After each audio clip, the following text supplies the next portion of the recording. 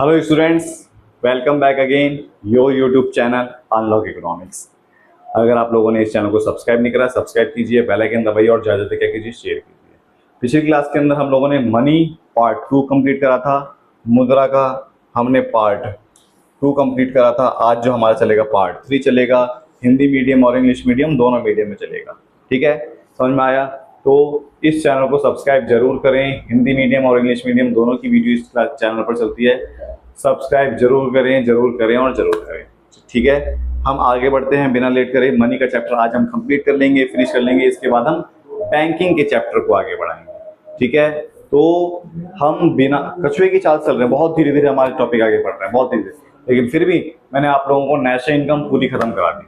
National income हम लोगों का पूरा खत्म हो चुका है, समझ में आया? इसलिए चैनल को सब्सक्राइब करें, आगे बढ़ें। ठीक है, तो देखो हम लोगों का टॉपिक क्या है, मनी।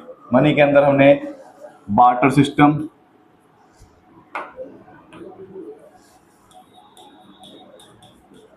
खत्म हो गया हमारा, जिसे बोलते हैं वस्तु विनिमय प्रणाली।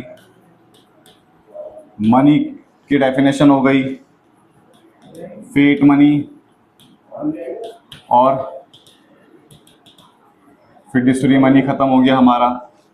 ठीक है, मतलब आदेश मुद्रा और न्यास, ये टॉपिक हमारा खत्म हो गया, आदेश मुद्रा और न्यास मुद्रा। ठीक है, फिर पूर्णकालिक मुद्रा, जिसे बोलते हैं फुल बॉयडेड मनी, और क्रेडिट मनी, ये हमारा क्या हो गया, खत्म हो गया। आज जो टॉपिक चलेगा हमारा वो चलेगा मनी सप्लाई, मुद्रा की पूर्ति। मनी सप्लाई, मुद्रा की पूर्ति। ठीक है, मनी सप्लाई का मतलब जो मनी का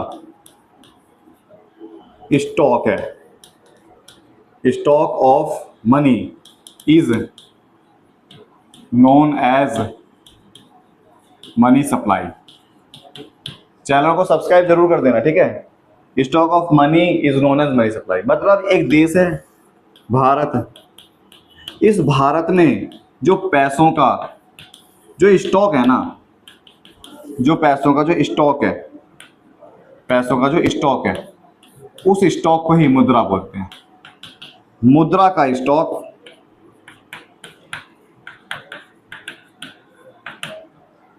ठीक है, मुद्रा का स्टॉक, समझ में आया? Stock of money. ठीक है, stock of money is known as money supply, मुद्रा पूर्ति कहलाता है। मुद्रा पूर्ति कहलाता है। ठीक है, मतलब जैसे मान लो एक दुकान है, एक दुकान के पास 50 चेयर हैं, तो 50 चेयर की ही सप्लाई कर सकता है ना, वही यहाँ पर है कि एक देश में जितना पैसा अवेलेबल होगा, जितना पैसा अवेलेबल होगा तो उतने की ही तो सप्लाई करी जा सकती है। जैसे मान लो ये कोचिंग है, एक क्लास के अंदर 40 बच्चे बैठ सकते हैं, तो मैं 40 बच्चों को भी तो एजुकेशन सप्लाई कर सकता हूँ। तुम लोगों पढ़ रहे हो तो तुम लोगों को मैं सप्लाई कर रहा हूँ ना। ऐसे ही एक देश के अंदर जितना पैसा अवेलेबल है, ठीक है, किसी भी इकोनॉमी के अंदर जितना पैसा अवेलेबल है, तो स्टॉक है, उस स्टॉक को ये क्या बोलते हैं, उस स्टॉक को मनी बोलते हैं और मनी सप्लाई बोलते हैं। समझ में आया? ठीक है, आगे बढ़ते हैं। तो ये जो स्टॉक हमने निकाला, ये जो स्टॉक हमें पता लगा, इस स्टॉक को ही मनी सप्लाई बोला। ये हम नापेंगे कैसे? अगला टॉपिक है measurement of money supply. Measurement of money supply, मुद्रा पूर्ति के माप। मेजरमेंट ऑफ मनी सप्लाई, मुद्रा पूर्ति के माप। ठीक है, इसमें क्या है, इसमें M1, M2, M3, M4, ये हमारे 4 फॉर्मूले हैं। क्या है? हमारे 4 फॉर्मूले हैं। इस 4 फॉर्मूले में हमें सिर्फ M1 करना है, ये सारा हमारे कोर्स में नहीं है। हमें क्या करना है, सिर्फ M1 करना है। M1, M1 का फॉर्मूला होता है C plus DD plus OD। ठीक है, अब ये क्या है सर जी, ये बता दो। हमारा M1 का फॉर्मूला है C plus D D plus OD, ठीक है, मतलब मेजरमेंट ऑफ मनी सप्लाई। इससे हमें पता लगेगा कि एक देश की इकोनॉमी में टोटल पैसा अवेलेबल कितना है। इससे हमें पता लगेगा कि एक देश की इकोनॉमी में टोटल पैसा अवेलेबल है कितना। समझ में आया? इस तीन चीजों को हम जोड़ देंगे, इन तीन चीजों को हम जोड़ देंगे तो हमें मनी सप्लाई पता लग जाएगा, पता लगेगा कि टोटल पैसा अवेलेबल है कितना। सी का मतलब है करेंसी हेल्ड बाय पब्लिक, जनता के पास जमा। करेंसी हेल्ड बाय पब्लिक, जनता के पास, जो टोटल देश के पास जो जनता के पास पैसा है, चाहे वो कैश के रूप में या बैंक के पास हो। ये है मांग जमा, डिमांड डिपॉजिट। क्या है ये मांग जमा? मतलब डिमांड डिपॉजिट। मांग जमा डिमांड डिपॉजिट का मतलब जो बैंक ना लोन देती है लोगों को, तो ये अकाउंट में जमा कराती है ना, लोन अकाउंट में जमा करती है। ये जो लोन वाला पैसा है, इस लोन वाले पैसे को बोलते हैं मांग जमा। जो बैंकों के पास जो पैसा अवेलेबल है, समझ में आया? बैंकों के पास, जो जनता के पास पैसा, डीडी का मतलब बैंक के पास पैसा, ठीक है, समझ में आया? अब आता है OD. OD other deposit. OD का मतलब ओडी गाड़ी नहीं, अदर डिपॉजिट। अदर डिपॉजिट का मतलब आरबीआई के पास जो पैसा है, ठीक है, नाबार्ड के पास जो पैसा है। नाबार्ड की स्थापना 2 जुलाई 1982 में हुई। नाबार्ड एक फाइनेंशियल इंस्टीट्यूशन है जो रूरल एरिया में, गांव के इलाकों में, ग्रामीण इलाकों में लोगों को पैसों से हेल्प करता है। समझ में आया? आरबीआई के पास भी पैसा होगा, नाबार्ड के पास भी पैसा होगा, या अदर फाइनेंशियल इंस्टीट्यूशन, अन्य वित्तीय संस्थाएं, other financial institution. Other financial institution के अंदर क्या होगा? जो दूसरे इंस्टीट्यूशन है, जैसे वर्ल्ड बैंक, आईएमएफ, या जितनी भी वित्तीय संस्था है, उन सबके पास जो पैसा होगा उन सबको बोलेंगे हम अदर डिपॉजिट। जितनी भी वित्तीय संस्था है उन सबके पास जो पैसा होगा उनको बोलेंगे अदर डिपॉजिट। फिर जो लोन वाला पैसा है उसको बोलेंगे डिमांड डिपॉजिट। जो सी का मतलब जनता के पास जो पैसा है वो। और फिर हम इन तीनों को हम जोड़ देंगे। इन तीनों को अगर हम जोड़ देंगे, ठीक है, C plus D D plus OD, तो हमारा मेजरमेंट ऑफ मनी सप्लाई, मुद्रा पूर्ति का माप, ये पता लग जाएगा कि एक देश के अंदर इस समय कितना पैसा अवेलेबल है। समझ में आया? आगे देखते हैं। नहीं आया समझ में तो कमेंट कीजिए। अगला टॉपिक है, पेपर में बहुत बार क्वेश्चन आया हुआ है, who is money supplier. Who is money supplier? मुद्रा पूर्ति के माप, मुद्रा पूर्ति कौन करता है? हु इज मनी सप्लायर, मुद्रा पूर्ति कौन करता है? 3 लोग हैं जो मुद्रा की पूर्ति करते हैं। जो आंसर है इसका, वो 3 लोग हैं जो मुद्रा की पूर्ति करते हैं। सबसे पहला गवर्नमेंट, सरकार, हमारे देश की सरकार। दूसरा कमर्शियल बैंक, वाणिज्य bank.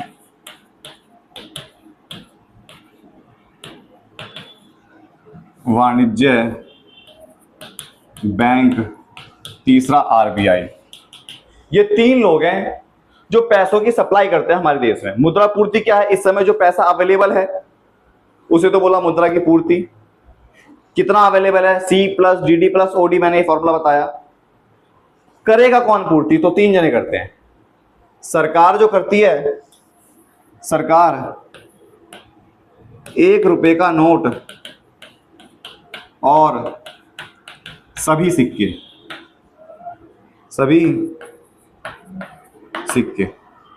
1 rupee note and all currency, मतलब हमारे देश में जितने भी सिक्के हैं, 1 का सिक्का, 5 का सिक्का, 2 का सिक्का, 10 का सिक्का, 20 का सिक्का, जितने भी सिक्के हैं वो सारे के सारे सिक्के कौन छापता है? तो वाणिज्य बैंक, सरकार छापती है। हमारे देश में जितने भी सिक्के हैं और जो 1 रुपए का जो नोट है, 1 रुपए का जो नोट है वो हमारे देश की सरकार छापती है। कौन सरकार?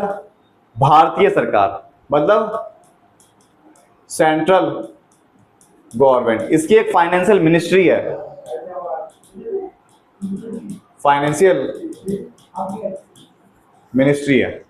फाइनेंशियल मिनिस्ट्री पैसा छापती है, वित्त मंत्रालय पैसा छापती है। वित्त मंत्रालय हमारे देश में जितने भी सिक्के होंगे और 1 रुपए का नोट वित्त मंत्रालय द्वारा छापा जाता है। इसने छापा तो सप्लाई हो गई ना। दूसरा कमर्शियल बैंक, जो कमर्शियल बैंक है लोगों को उधार देकर, प्रोवाइड लोन, लोगों को उधार देकर मुद्रा की पूर्ति करती है। वाणिज्य बैंक लोगों को उधार देकर मुद्रा की पूर्ति करती है। जो कमर्शियल बैंक है लोन प्रोवाइड करके क्या करती है? मनी की सप्लाई करती है। समझ में आया? फिर उसके बाद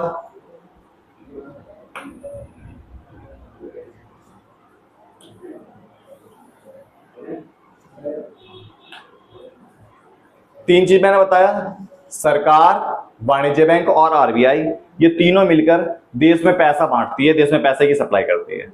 सरकार 1 रुपए का नोट और सारे सिक्के छापती है, वाणिज्य बैंक उधार देकर लोगों को। जो आरबीआई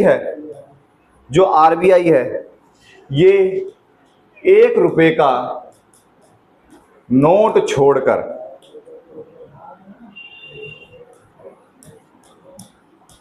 ठीक है, एक्सेप्ट 1 रुपी नोट, 1 रुपए का नोट छोड़कर all note issued by RBI, 1 रुपए का नोट छोड़कर जो सभी नोट हैं आरबीआई के द्वारा छापे जाते हैं। 1 रुपए का नोट छोड़कर बाकी जितने भी नोट हैं, 1 रुपए का नोट छोड़कर बाकी जितने भी नोट हैं वो सारे के सारे नोट कौन छापता है? तो वो सारे के सारे नोट आरबीआई छापती है। जैसे 2 रुपए का नोट, 5 का, 10 का, 20 का, 50 का, 100, 200 और 500, 2000 के तो छपने बंद हो गए। तो ये जो सारे नोट है ना, ये सारे नोट कौन छापता है? आरबीआई छापती है। इनका छापने का ना एक प्रोसेस है। आरबीआई सरकार के कहने पर,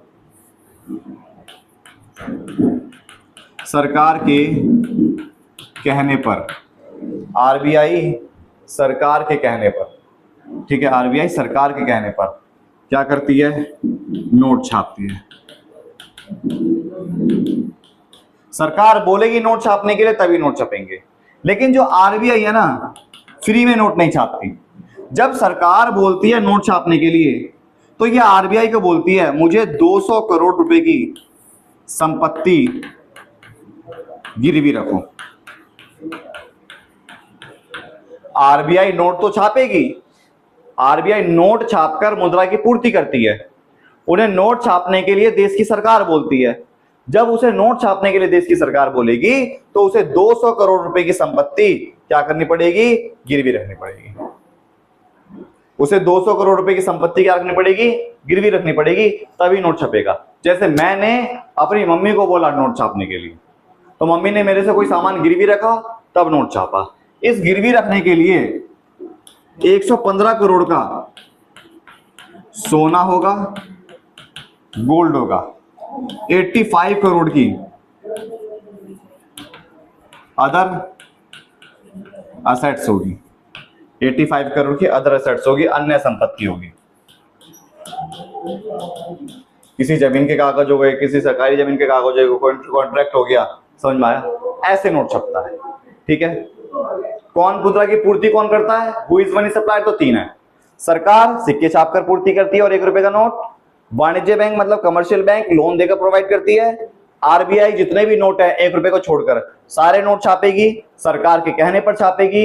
सरकार उन्हें 200 करोड़ रुपए की संपत्ति गिरवी रखेगी, उसमें से 115 करोड़ का सोना होगा, 85 करोड़ की अदर असेट्स होंगी।